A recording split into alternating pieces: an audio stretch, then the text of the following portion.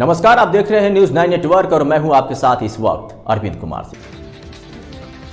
और दक्षिण 24 परगना ट्रेन के पहिए बुधवार से राज्य में घूमेंगे, इसलिए आज से स्टेशन पर तैयारियां चल रही है और स्टेशन में स्वच्छ सैनिटाइजर का काम चल रहा है। जहां Sealdah south branch Canning station आज से स्टेशन की सफाई का काम शुरू हुआ है। इसके अलावा स्टेशन पर टिकट काउंटर पर मासिक टिकट नवीनीकरण हो रहा है। तो खबर है वेस्ट बंगाल के सुंदरवन से, जहाँ स्थानीय ट्रेन बुधवार से चलेगी और इसके लिए स्टेशन पर तैयारियां जोर शोर से शुरू हो गई है। सुनवाते हैं पैसेंजर की बात, क्या कुछ कह रहे हैं। থেকে আজকের কাউন্টারে লাইন দিয়েছেন কেন?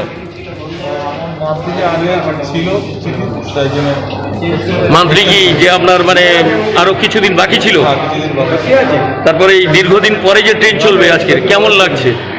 খুবই ভালো লাগছে। পাশাপাশি রেল দপ্তর যে সুবিধাটা দিচ্ছে, যাদের মান্থলি ছিল এক্সট্রা তাদেরকে মান্থলি টিকিট আজকে দিচ্ছে, কি বলবেন?